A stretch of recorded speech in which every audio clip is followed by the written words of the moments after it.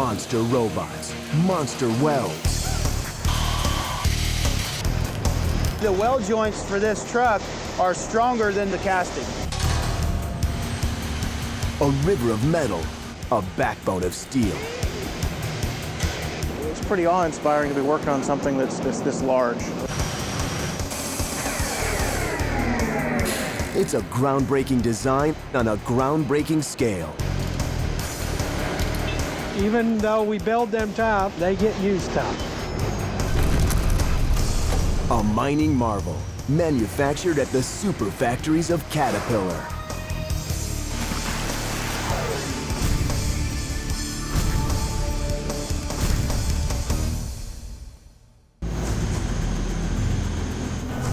It's one of the world's largest dump trucks. Hard at work on the oil sands in Alberta, Canada. It's the Caterpillar 797B. And everything about it is huge. Just check out its stats. Height, more than 7 meters, almost 2 stories tall.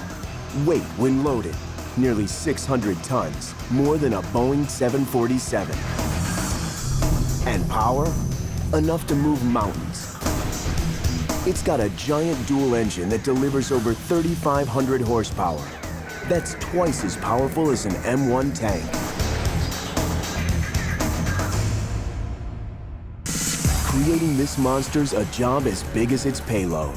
To build this more than 3.4 million euro beast, it takes mega factories, including 6 huge facilities across North America. Caterpillar creates the engine in Lafayette, Indiana. Michelin manufactures the 5-ton tires in Lexington, South Carolina. The state-of-the-art cab comes to life in Joliet, Illinois. And the 45-ton dump box assembles in Canada. But to join up the huge frame and most of the components, it takes Caterpillar's mega factory in Decatur, Illinois. And where does this titanic truck all come together? Not here. This behemoth's too big to ship to any customer in one piece. To assemble the 600+ tons of individual parts, it takes 20 non-stop days. And it happens on site where the monster machine gets put to work. Places like Fort McMurray, Canada, near the sprawling Alberta oil sands.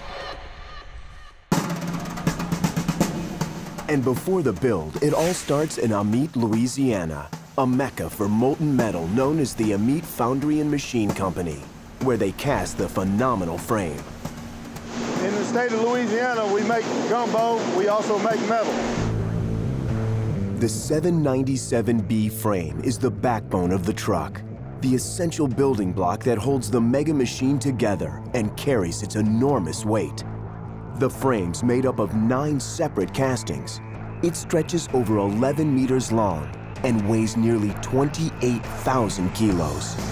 If the frame was too rigid or wasn't designed to flex, it would result in cracking of the frame, would cause extra maintenance, it would contribute to downtime, and ultimately the customer would not be able to haul the ore that he needs to pay for this truck.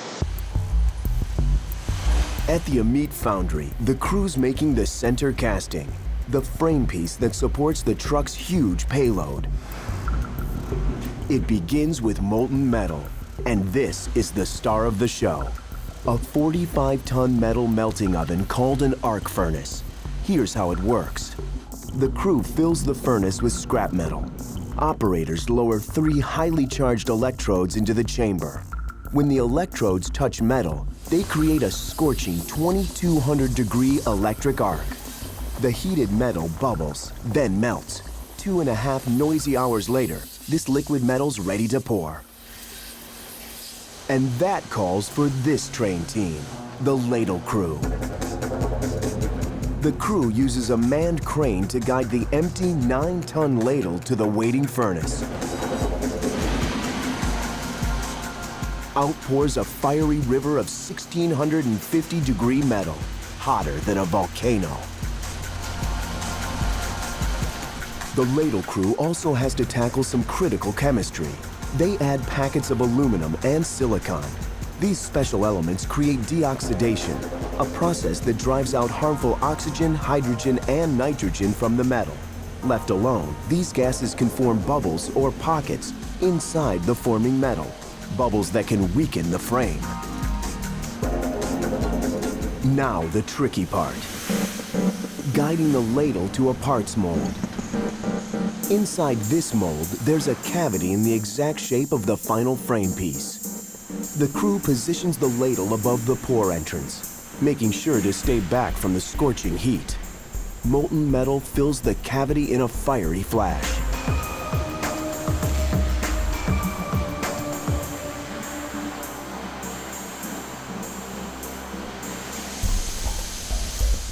The steel-filled molds have to cool a full 36 hours.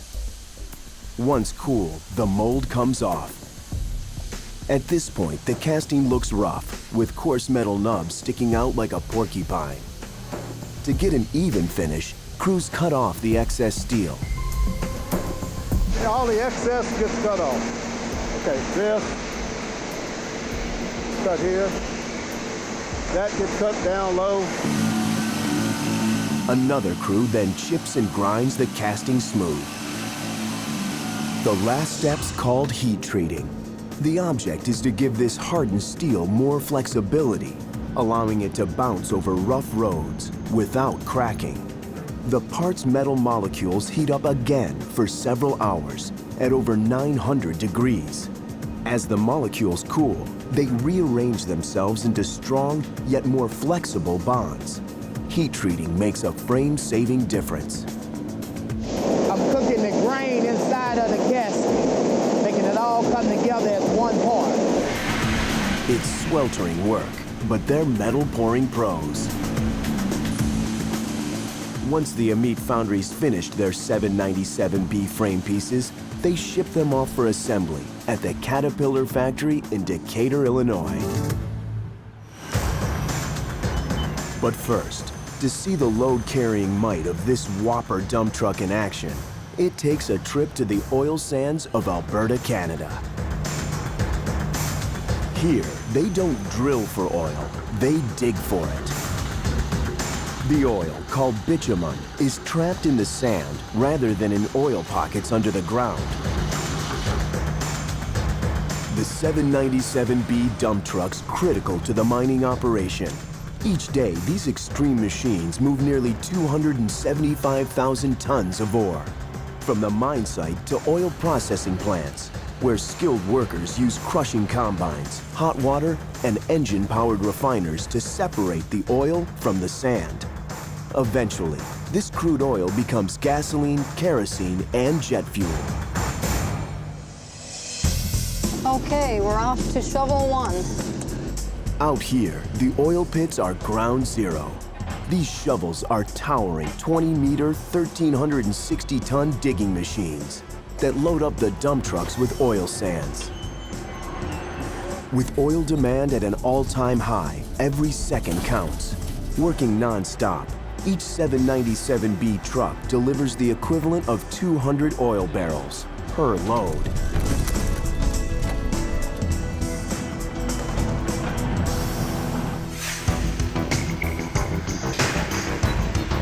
But before they can haul huge loads, these monster machines have to be built. Decatur, Illinois, a Caterpillar mega factory. With 28 buildings covering over 140 hectares, it's one of the top mining and construction equipment facilities in the world, and the manufacturing hub of one of the world's largest dump trucks, the 797B.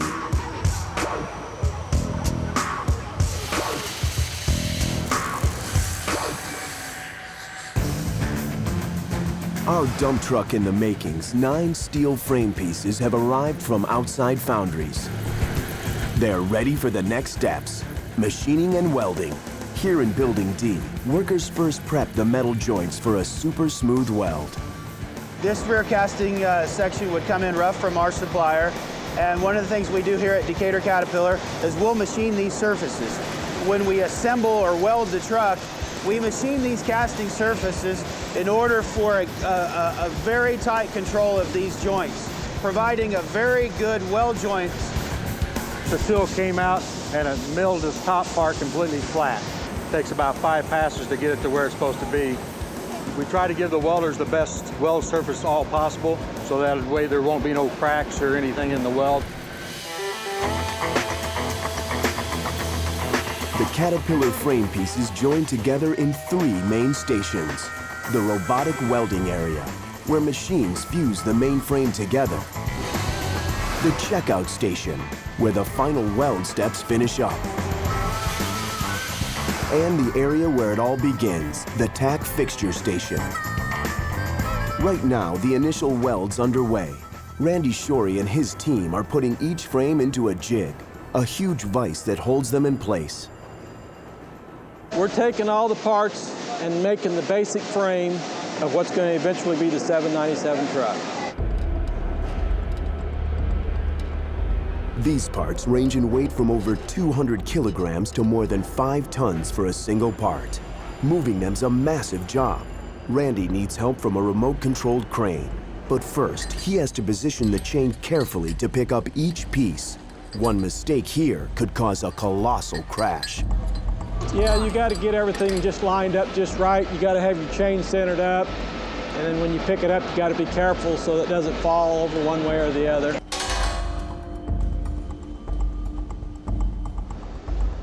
Well, it's leaning a little bit too far the one way, but it's close enough that I'll be able to set it in the fixture. To ensure a strong weld, Randy has to line up the pieces perfectly in the jig, with only a tiny gap between the seams. Well, I've just set this part in. Now we're going to take all these here bars and tighten everything up and get it in position. We'll start welding right down here and bring this up and weld it all the way around here and down over to this other side. One of these here probably takes on average 3 or 4 hours, depending on how fast you weld. Randy and his team must tackle an impressive 18 welds in total. This giant Caterpillar frame's starting to come together, but the monster welding's not over yet.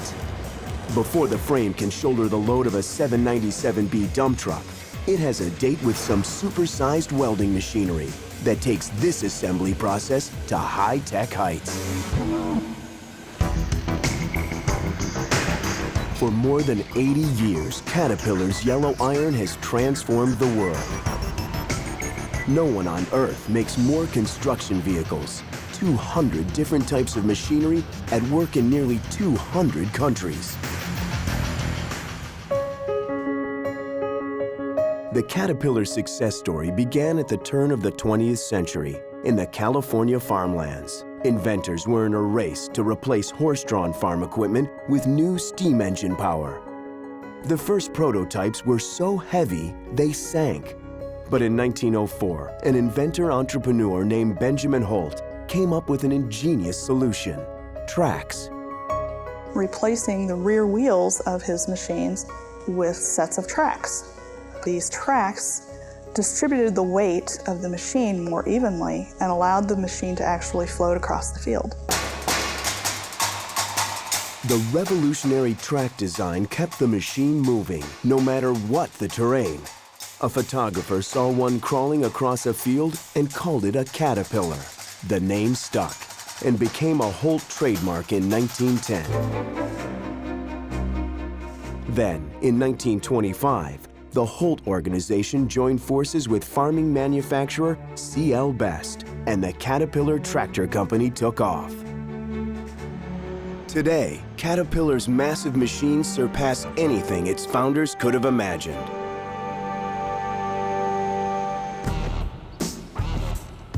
Decatur, Illinois, a Caterpillar mega factory. This train team's already hard at work building the support structure of the dump truck. A towering steel frame weighing 27 tons. It's strong, flexible, and built to last over 2 decades. An engineering wonder. We like to refer to it as the backbone of the machine. That essentially is the component of the truck that's going to carry the reliability. We would change out engines, we change out suspension components, etc. But the frame, for the most part, stays around for the entire life of the truck. You're going to be hitting ruts, you're going to be hitting essentially very large potholes. So the frame must flex in order to take up the bumps in the road. So far, Randy Shorey and his crew have fused together the 9 foundry-crafted steel pieces into the precise shape of the frame. It's time for the next stage, robotic welding. This 21-axle robot welder towers 7 meters, one of the largest welding machines on Earth. It takes 9 computers to run this automated Goliath. Here's how it works. 2 robotic heads tackle the frame seams. A touch sensor calculates each weld seam's exact width and depth. It takes the machine more than 20 long hours to fuse everything together just right. Conquering this task as a mere mortal? Forget it. Robotic welding provides a consistency and a level of strength. There's the same level of capability in that weld regardless of whether it's on a Monday or Friday.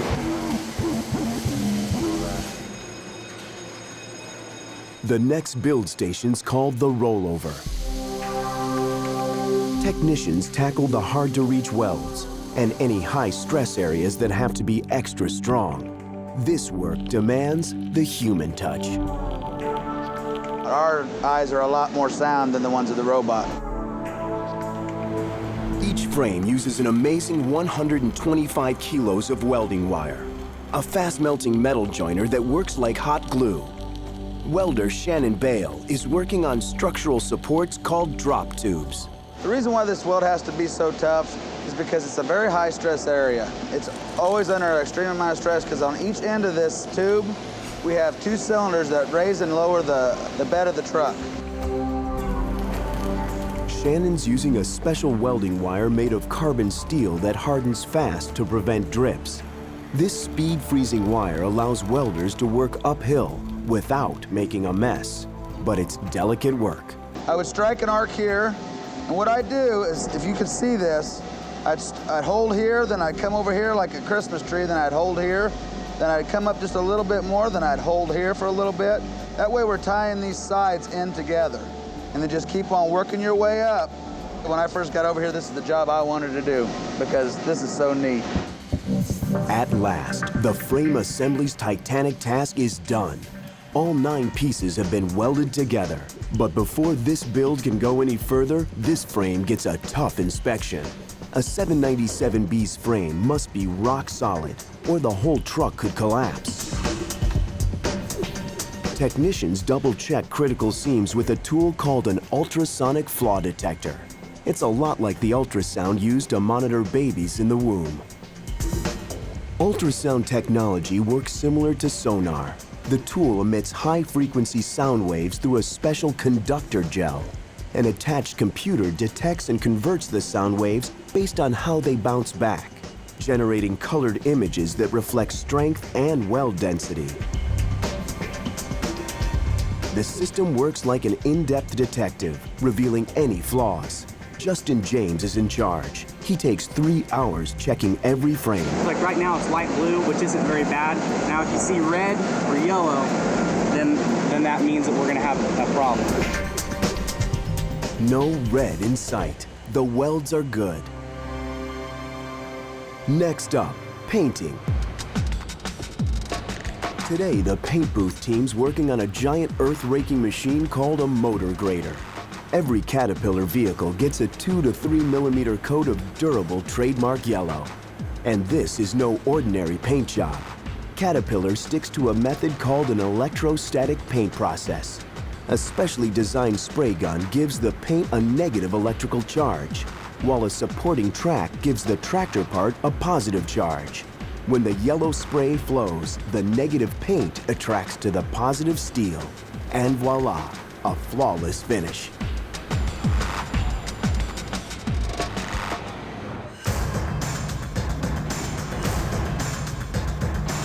Here on Alberta, Canada's oil sands, oil is everywhere. It's literally trapped in the sand. It takes off-site refineries to physically separate the oil from each grain. But underfoot, this oily, sandy mixture makes the ground soft, sticky, and abrasive. Tough conditions for the 797B. And even tougher conditions for the world's biggest tire. Towering over 4 meters high, weighing 5 tons, each giant XDR tire is as tall as a one-story building and sports enough rubber to tread 500 regular-sized cars. They cost a lot too, anywhere from 35 to 65,000 euros a piece. Each 797B dump truck needs 6 tires total, 2 up front, 4 in back. That's a heavy tire payload.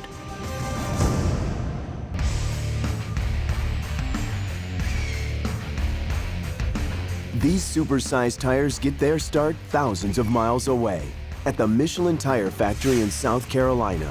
To build these monsters takes several critical stages. First, the raw rubber goes through a machine called a plastifier, where it's ground up into gooey pellets.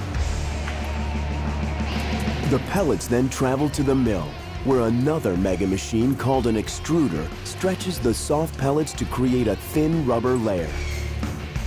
At the mill, the rubber is flattened so we can cut it and make it into bands where we can feed it over into our extruder.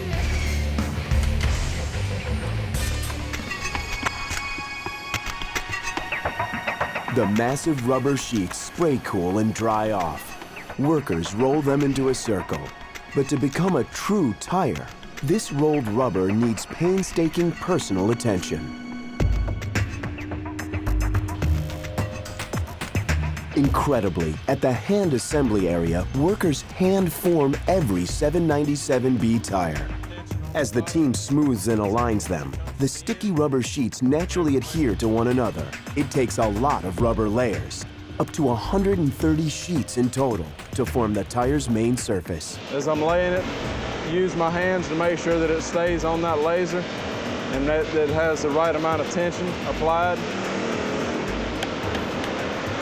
All the products are laid evenly, all the way across. And roll down the joint to release any air that may be trapped. Technicians then insert a layer of rubber-wrapped steel to give the tire strength and durability. The bigger the machine, the more steel layers these tires need. A large earth mover tire may use as many as 6 steel layers, called belts.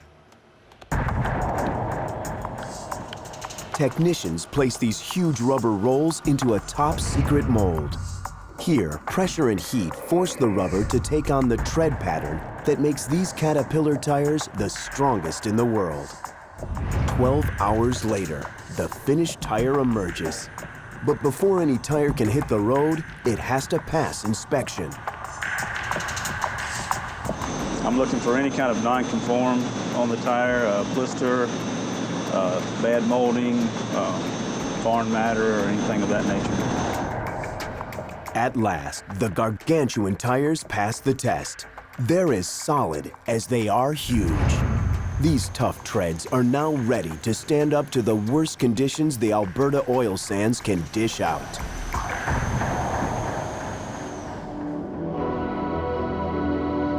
And out here on the job, these mega beast vehicles have to run 24 hours a day, 365 days a year. The secret to their success? A 3,550 horsepower engine. To get to this towering dump truck's engine, you have to climb a flight of stairs. The 19-ton engine sits deep in the dump truck's belly. This helps give this giant earth excavator a low center of gravity, keeping it stable on rugged terrain. But to see the creation of this monster diesel-burning power plant, you have to travel all the way to Lafayette, Indiana, to the 140,000 square meter birthplace of the 797B's engine.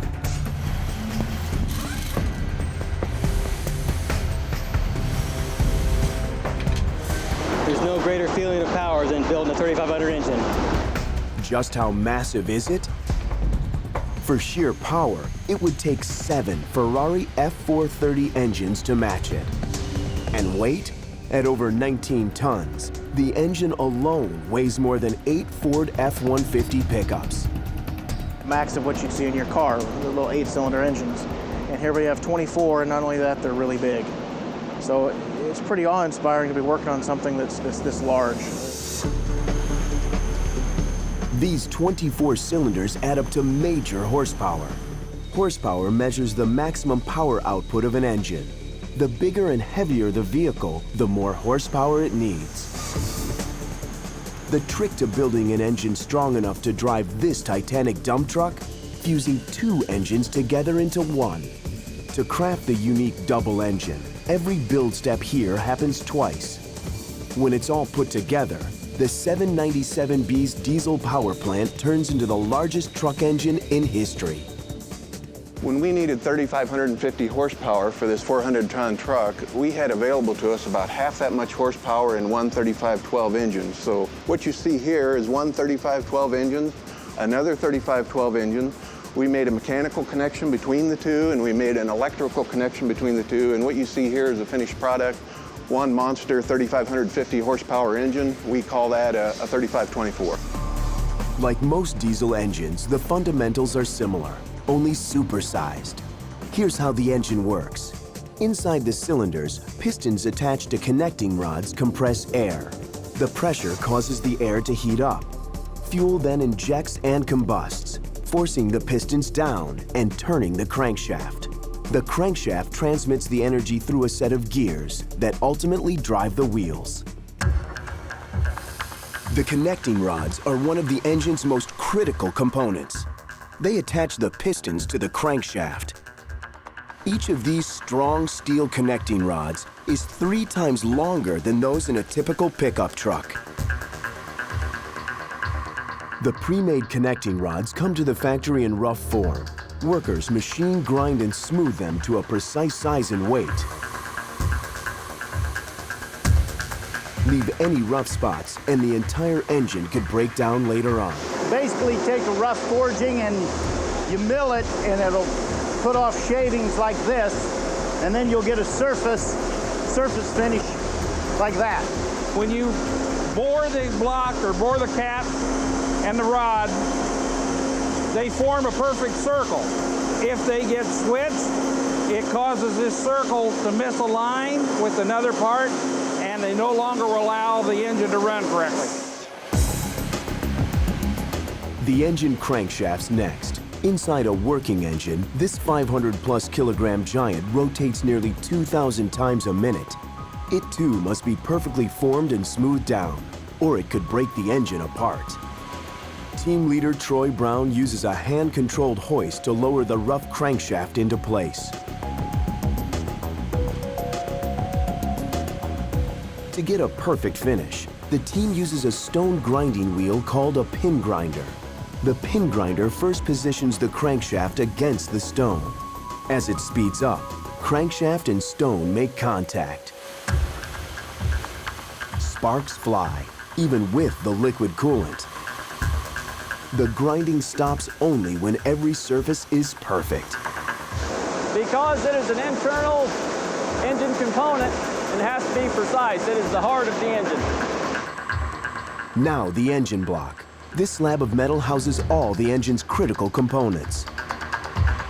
The technicians machine the sides and bottom and bore holes for wiring, fuel, and moving parts. When the doors close, you'll see the coolant kick on, and the spindle will start turning, and we'll start generating a hole. So that's what makes this solution unique, in that we have a very accurate machine tool and that's capable of working a very large component. Once perfectly machined, the connecting rod, crankshaft, and engine block all come together in an area called the engine assembly short line. From this point, we'll inspect it from end to end, checking for any damage or anything that we don't want to. We'll load it up into the engine block right there behind me.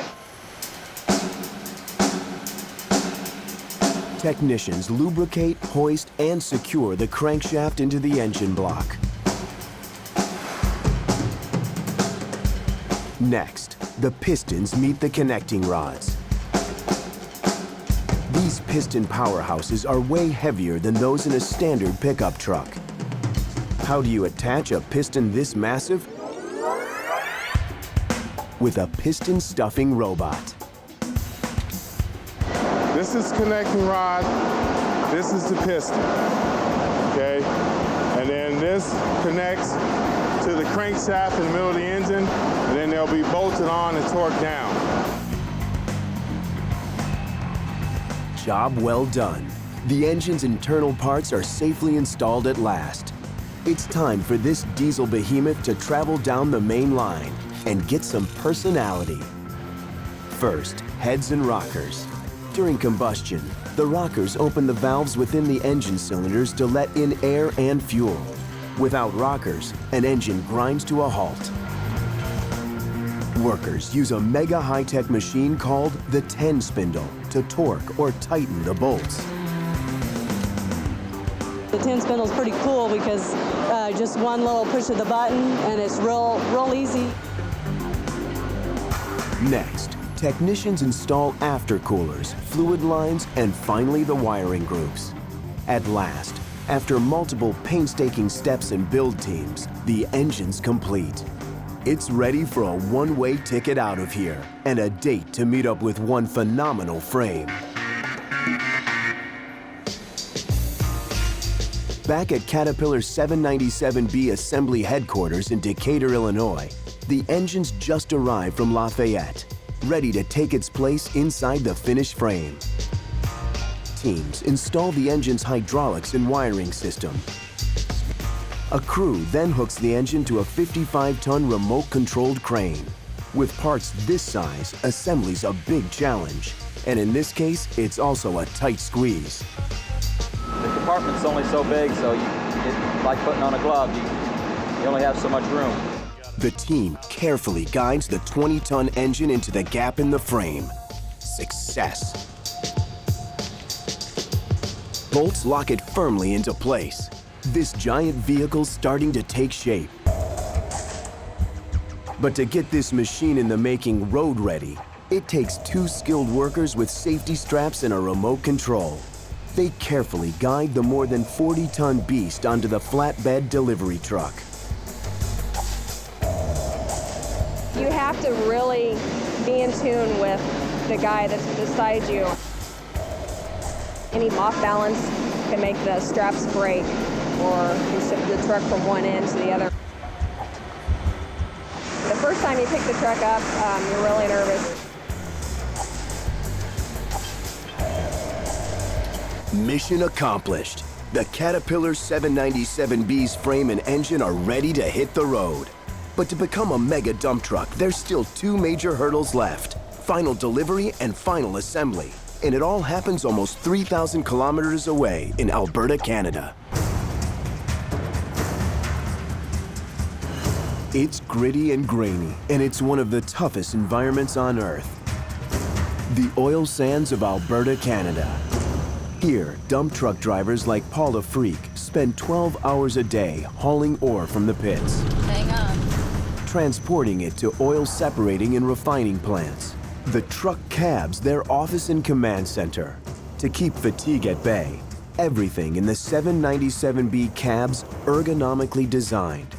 From panoramic view windows to hydraulic adjustable seats to control panels with user-friendly icons.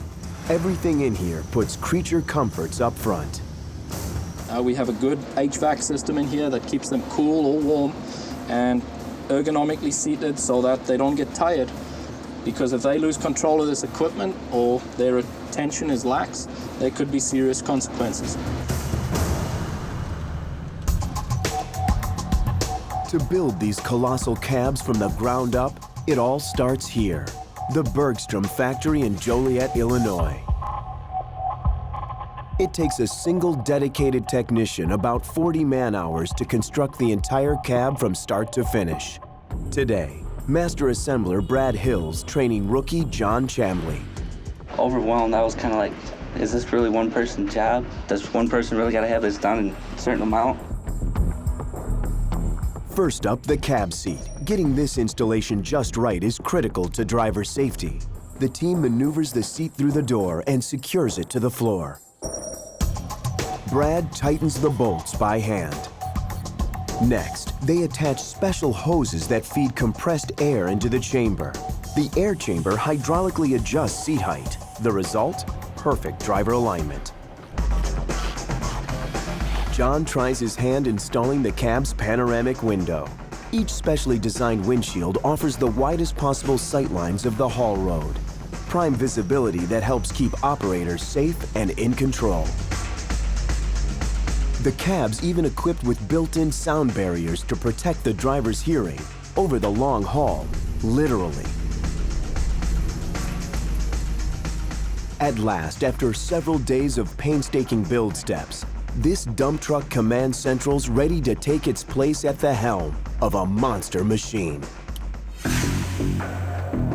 Back on the oil sands, shovel operators scoop hundreds of tons of sand into the dipper and drop them into the 797B dump truck. And to handle this mega mountain of ore, Caterpillar designers gave the 797B the ultimate dump box. Nearly 10 meters long, made from solid steel, this enormous box is so big it can hold 96 Ford Explorers. And it's assembled here at the Leo Roberts Fabrication Facility in Fort McMurray, Canada. Trained assembly teams craft about one of these monster boxes a day. The 797B box is made up of 5 prefabricated pieces: the floor, 2 side sections, the front wall, and the canopy. Welder Preston Shiner hooks up the center floor section to the crane. He joins it with the other pieces for bolting and welding and moves it to the work area. Once airborne, this 15-ton metal slab becomes a handful. The only means of control, a tag line, a piece of rope that stops the floor from swinging as it lines up with the cart. The floor must be carefully placed on the cart, or everything could dangerously tip. Crane operator Victor Major guides the first sidewall section to the cart.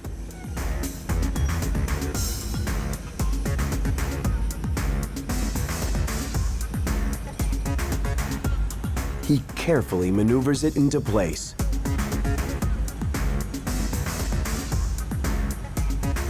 To bolt the floor and sidewall pieces together, builders use a tool called an impact wrench.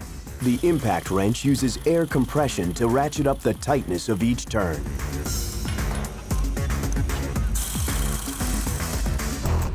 But there's a problem.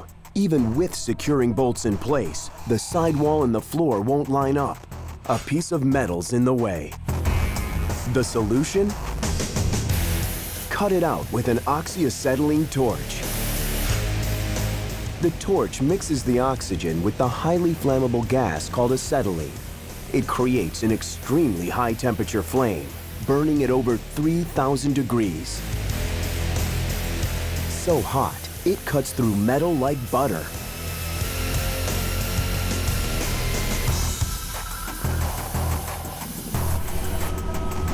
Finished. With the first side section of the 797 dump box secured, Preston maneuvers the second wall into place. The team bolts the floor and wall together. A solid fit. Now for the final piece, the front wall. The team uses a crane to grab and hoist the wall into position.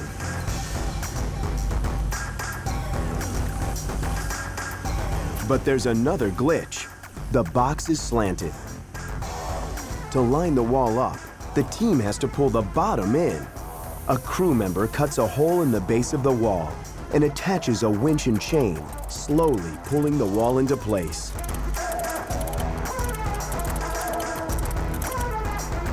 Done. A welder now attaches bolt fixtures to the front and 2 side walls and pulls them together with an impact wrench. The last task, tack weld the front and side walls together. This stops any slippage between the 3 pieces during the final welding.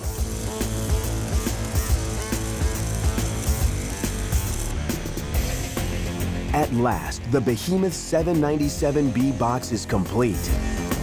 But to make sure it can stand up to some of the heaviest loads in hauling, welders have one last job.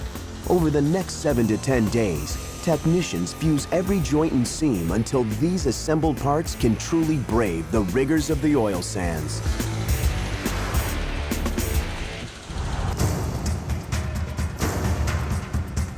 Caterpillar manufactures some of the most powerful machines on Earth. But for the biggest monsters, final assembly's a giant challenge. To put the Caterpillar 797B together at any site around the world, it takes 7 technicians working round the clock, 7 days a week for 20 days. Tristan Hamilton and Soren Tomlinson work the day shift. They're assembling our dump truck in the making at the oil sands in Fort McMurray, Alberta, Canada. Usually we work in teams. Even the tools themselves are too heavy to operate by yourself, so a lot of times it requires 2 people in order to do a job. Mechanics have already installed the axles, the engine, and the cab group. Now it's time for one of the trickiest parts of the build, installing the 6,300 kilo transmission. This job calls for a heavy-duty crane. The challenge? Make sure the sling holding the transmission's strong enough to handle the weight without collapsing. If we weren't to use the correct lifting devices up here, we could easily overextend the sling and break it, or we could drop something heavy and worst case scenario, hurt somebody. To measure and monitor the sling, engineers designed an ingenious safety feature called a tattletale. The synthetic fiber tattletale's loose strands hang down from an empty sling. As the stretched sling takes on a heavy load, the tail retracts. Technicians watch for the tattletale at all times. It tells them if the sling's stretched too far. If this is no longer visible, then that's the indication for us that something has been done that's not right with the sling. We take it out of service.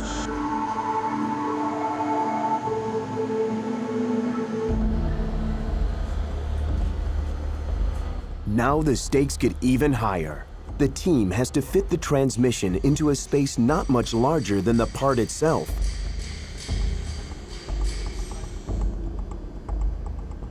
One wrong move, and another part of the truck could take a damaging hit.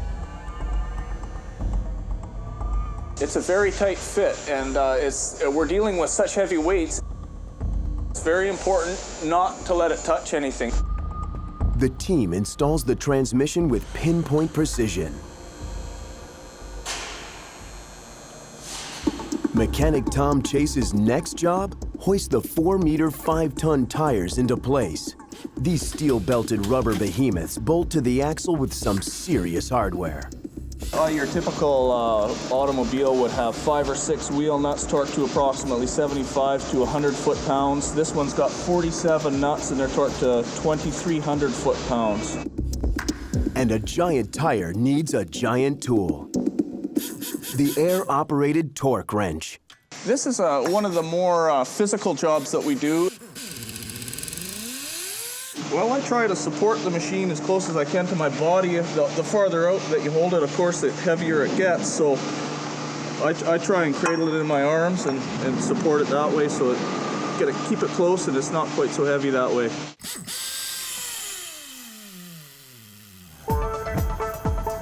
With the wheels in place, it's time for rubber and ground to meet at last.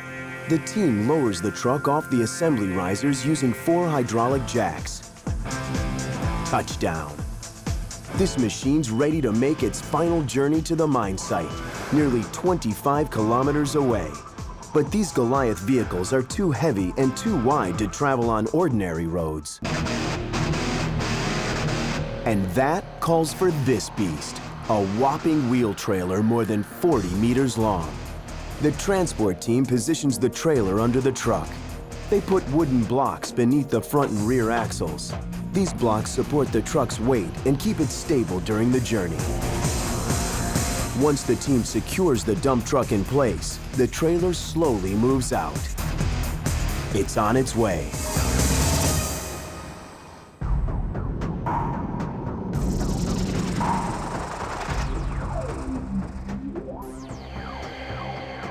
It takes 1.5 hours to travel from the workshop to the mine site. Here, the team offloads the truck. But this monster needs its last critical part. It's time to head to the workshop for the final assembly process, the box attach. Getting the dump box ready to attach to the truck is a tough challenge. Mechanic Nelson Matichuk begins by connecting strong synthetic fiber slings to the box using a 22-kilogram shackle. Before it can fit into place on the dump truck, it takes 4 slings and 2 cranes to lift the 45-ton monster box. Nelson maneuvers the first crane into position. He then connects the sling to the box.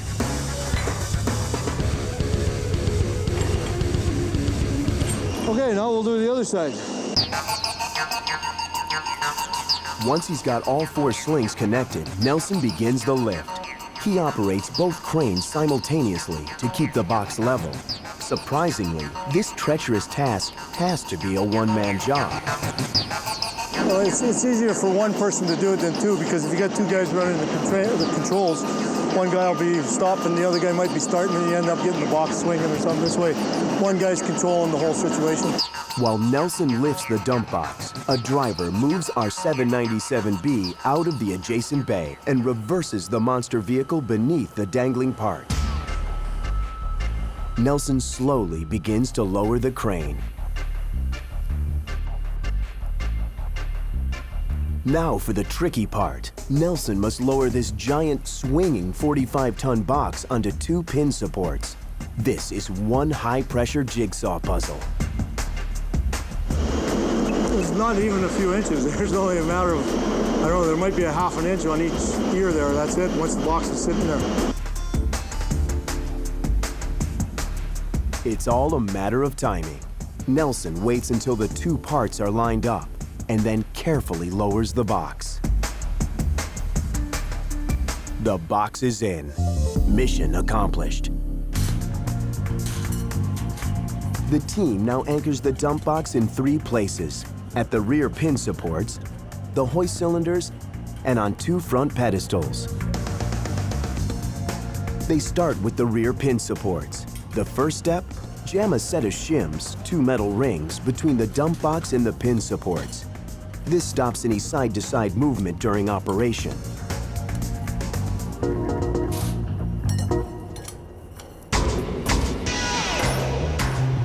The next step takes muscle, hammering the pins in place.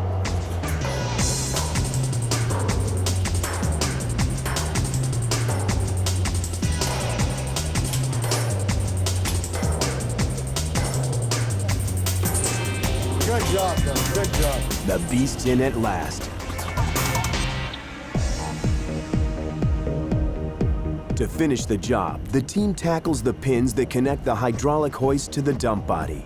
Mechanic Douglas Novice starts the 797B engine. He raises the hydraulic cylinders, lining up the pinholes with the bottom of the dump box. He's going for a tight, secure fit. The same procedure repeats on the other side of the truck and the front pedestals. Nelson positions the pin into place. Time to drive it home.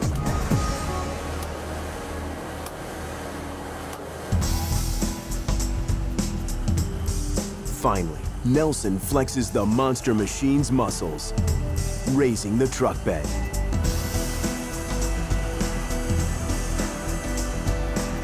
This whopper dump truck now has the ultimate part, assembled perfectly.